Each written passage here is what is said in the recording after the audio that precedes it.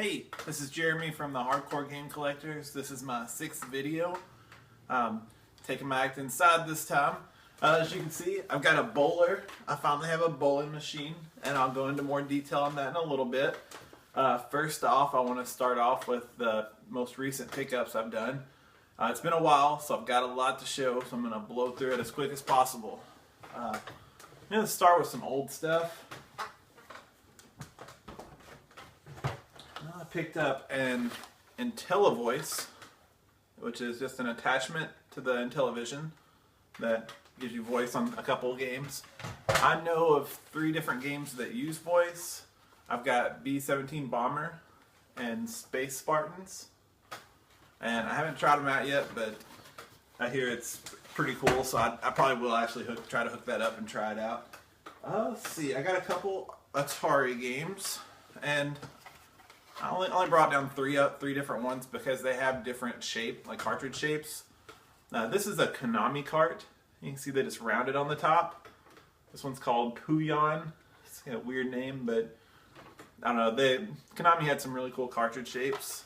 This is another one called Gangster Alley. And these are just cool because they're different shapes than just regular Atari games. And you'll notice this one kind of looks a little bit like Chase the Chuckwagon, like that kind of cartridge. So that's kind of cool. I wish it was Chase the Chuckwagon. There's a game called Hero, and it's just a little bit more of it's a rare Atari game, so it's a cool find. I'll swap over to, I've got another Intellivision game, Advanced Dungeons and Dragons, and it's complete, so I just really like all the cool stuff that comes with the Intellivision games, the controller inserts and books and whatnot. And their artwork is just phenomenal, so cool finds. Let's see, getting a little newer. I got Power Base Converter for the Sega Master System, to where you can play Master System games in a Genesis. And I've been wanting one of these for a long time, so it'd be really cool to kind of combine a couple systems. And I got a Master System 2. And this redesign of the Master System, like Nintendo had their smaller version. Well, the Master System did it really good. Like, it's a good looking system. Let's see. Yes, next newest thing will be the NES. Picked up Ninja Kid. Bible Adventures in the box. Air Fortress in the box. And my new prized possession, Dance Aerobics, sealed in the plastic, mint condition. I'm gonna be so fit. Alright. Oh, and once again, I've skipped something. I have another old thing to include in the video. I picked up a box for the Atari 5200. This thing is ginormous, but I mean, since the system is ginormous, it makes sense. So, but yeah, that box is huge. Let's see, I got another system. I actually picked this up today. I got a Virtual Boy, and I've been wanting a Virtual Boy like for the longest time, even though it is what it is. I mean, it's a crappy system, but it's still cool. There's a controller, and he only had one game for it, and it's Mario's Tennis. But I mean, I'll probably find a couple more awesome games for it. Oh, and I got the book for it, so. Happy that he had that. And this thing's really in good shape. I mean, usually the visor piece is either missing or in rough shape on these, and this one's just in this really nice condition.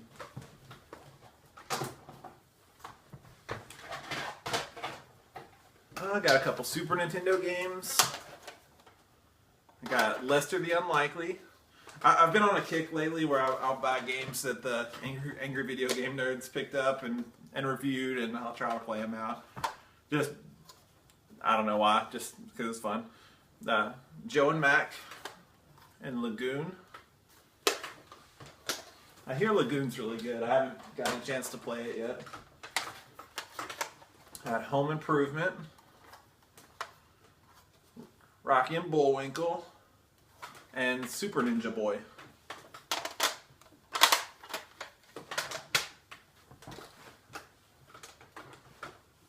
And another Super Nintendo boxed, and this is the Zelda edition, so that's a really cool find.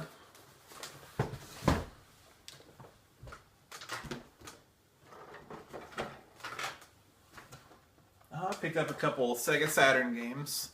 I got Darius Gaiden, and that's just a really cool game. And whenever I was a kid, I used to get the video game magazines, and in one of them there was a top 10 coolest bosses, and Darius Gaiden had the #1 spot for coolest bosses. So I can't wait to play it. I haven't hooked up the Saturn, but with these two new games, I've got to. I picked up that and Dragon Force.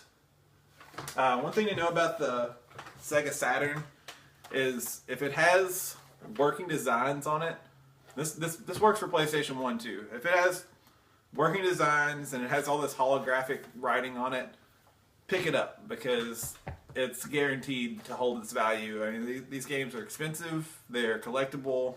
Working design games are just good.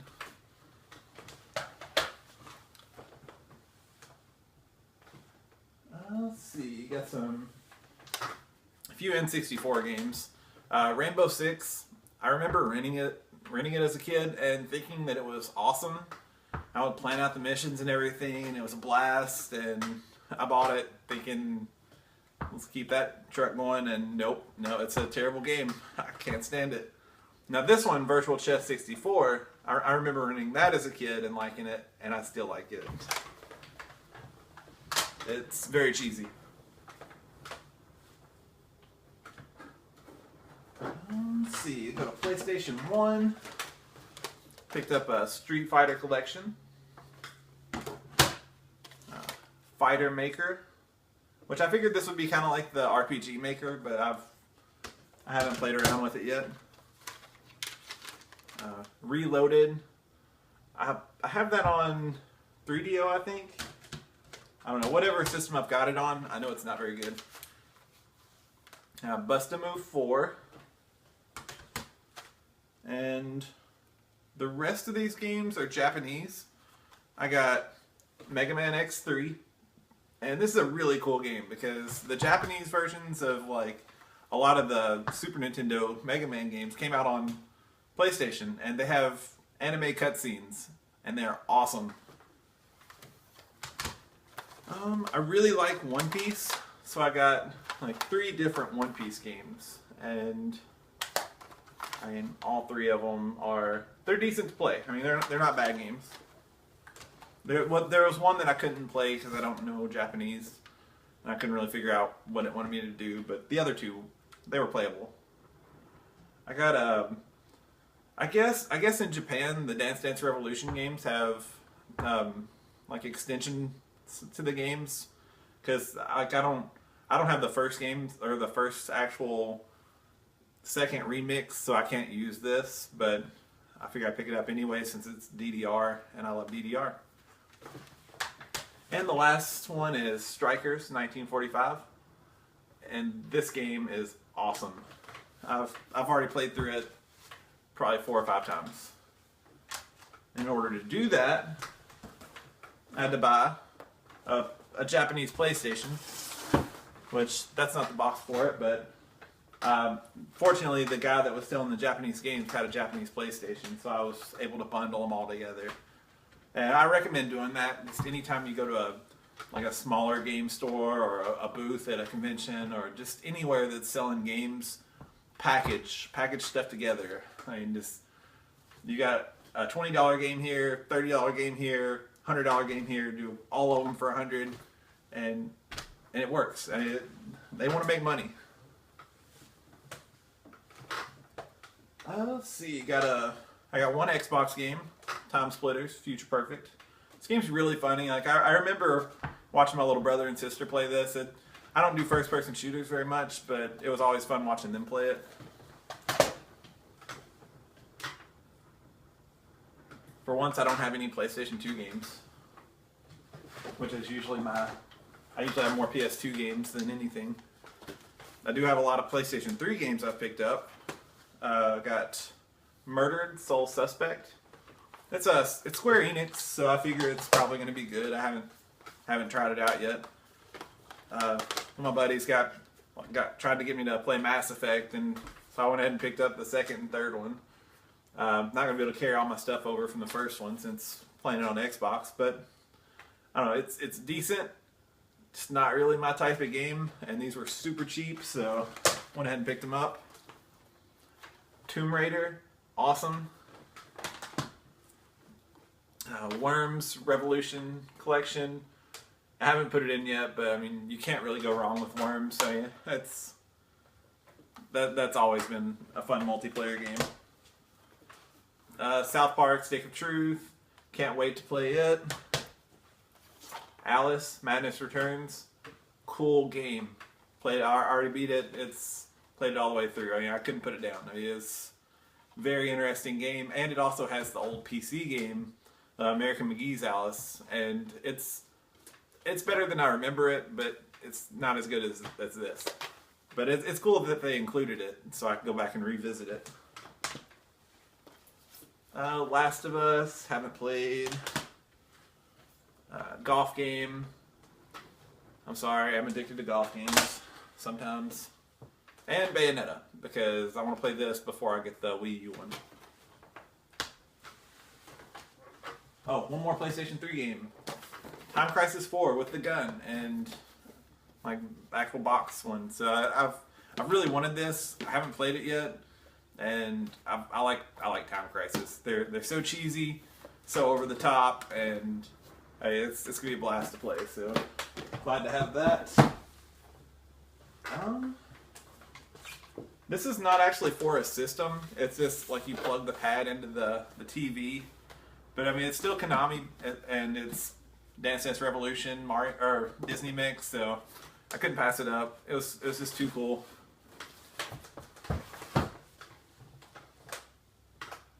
Got a couple Wii U things.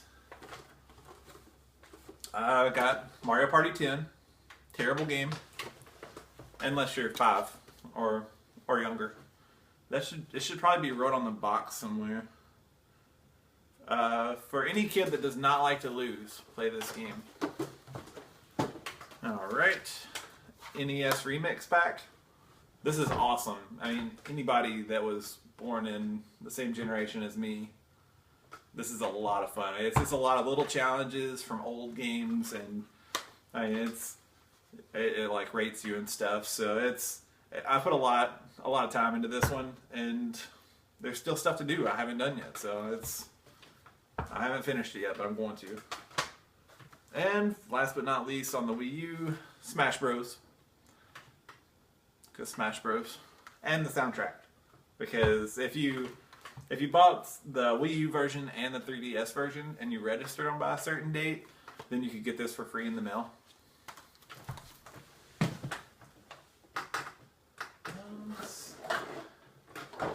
Got a couple board games. Here's the Donkey Kong card game, and these are actual like Milton Bradley like official legit board games and stuff. So like they're old. And Pac-Man. And I mean, there's a lot of video game related board games out there, and a lot of them, like the Legend of Zelda one, goes for a lot of money. I mean, it's crazy what they go for, but they're neat pieces to put in collections. Let's see. I've got a little bit of gaming literature that I want to recommend to everybody. This is Ready Player One by Ernest Cline, and it's just it has lots of nostalgia. I mean, like there's all kinds of movie references from the 80s and video game references, and just anybody that likes to read and likes video games needs to read this book. Alright, that's all I've got at the moment on this. Let me cut away and we'll look at some arcade stuff.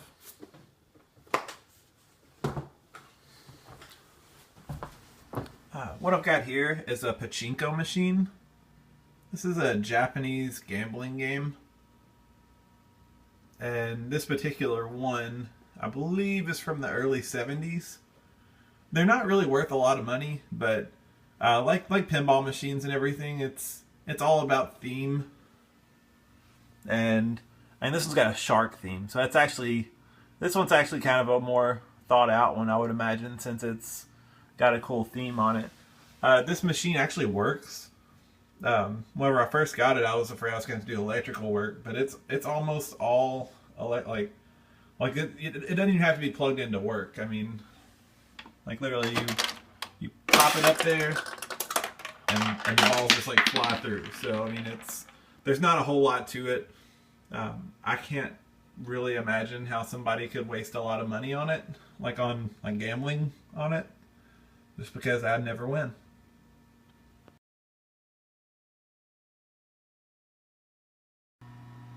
This is the first time I've ever had a camera that was actually good enough to show off my pinball room decently, I guess. First off, got the Flash Gordon. That's actually my first pinball ever. And as you can see, I've taken everything off the playfield. It's currently getting touched up paint-wise, and once I finish that up, we'll clear coat it and put everything back on it. Yeah, it's Solar Fire. And this game's actually rare. There were like 700 and something of them made.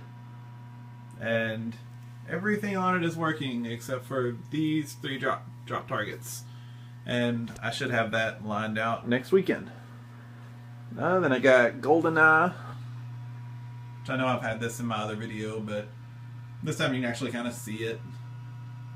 And it's really nice. Like it's having a couple issues with like kicking a ball out. And once I get that knocked out, that'll be all it needs. I got the Hydro Thunder back here. You can back out a little bit. But yeah, that's my arcade room. I've got stuff on the other side, but it's currently a wreck. Got Galaga, a crane game, and my homemade system, which is currently being the tool bench. But yeah, there's Hydro Thunder, and it's fully working. And I've always liked Hydro Thunder, so as soon as I actually got a decent deal on it, I jumped right on it. But that's all for the arcade room. Alright, now we're outside in my garage. Like my outside garage. And this is an old electromechanical game. Like rifle game. And it's filthy. I got a good deal on it. I mean, it'll clean up great. I've got it to where it'll actually light up now. I love the artwork on it. And once and you can wipe that down, and it'll come out really clean.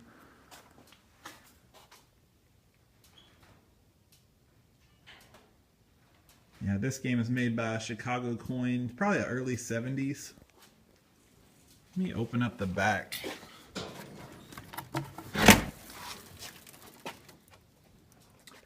Inside, like the sounds, like the gun sounds and everything. Well, probably not the gun sounds, but a lot of other sounds in this will come from this. And that's an 8-track player. A lot of these old games had 8-track players in them. At one point in the game, there's actually a holographic guy that like hops across the screen. And just using mirrors, I mean, that's how they do that. But this is actually a lot cleaner on the inside of the cabinet than really any older electromechanical game I've ever seen in my life. So I'm looking forward to getting it all cleaned up and in the house.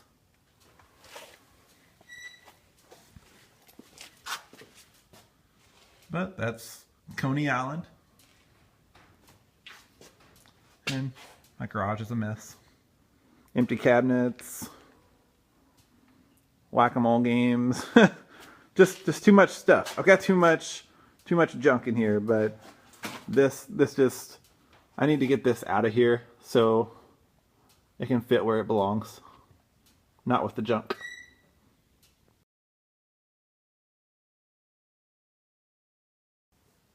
This is out in the house garage. I've got an Arch Rivals. As you can see, it's in terrible shape. The monitor doesn't work, but the board is good. In fact, the whole cabinet I would call junk. But at the same time, if anybody's watching this and would like to take this on as a project and get it out of my hair, $75. Same thing for this sit-down Daytona USA game. And that one actually powers on. I mean, it'll turn on, but it has glitchy graphics, and I've read that you can adjust the power supply and fix that, but I did that and it didn't work, and I'm very confident in my power supply adjusting skills, so it's definitely something else other than that. But yeah, $75 a piece if anybody's interested, and I still have them.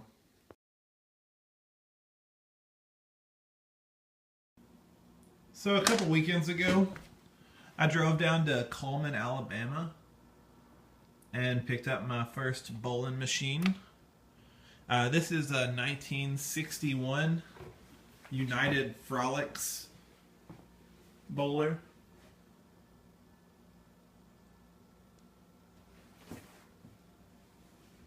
Before I left, I actually got it to play on one player, but it still has some issues. We damaged it a little bit in like transporting it, so I'm gonna have to do some soldering on it to get it back to that spot where I had it. But aside from that, I mean, this machine is in great condition, especially for its age. I mean, this game is almost as old as my parents, so I mean, it's really clean for what you would expect. I mean, one cool thing about this is a lot of this wood, I'll be able to sand this down and restain it, put some polyurethane on it, and I mean, this thing's gonna look brand new. All those pins can clean up with a magic eraser. I mean, it's gonna be a really fun project, probably this summer. In closing, thanks for watching my video. I decided to rock the Awesome vest just because I really am looking forward to an anime convention soon. So I'm just kind of in the mood for it. If you have any questions, just leave them in the comments section, and have a nice day.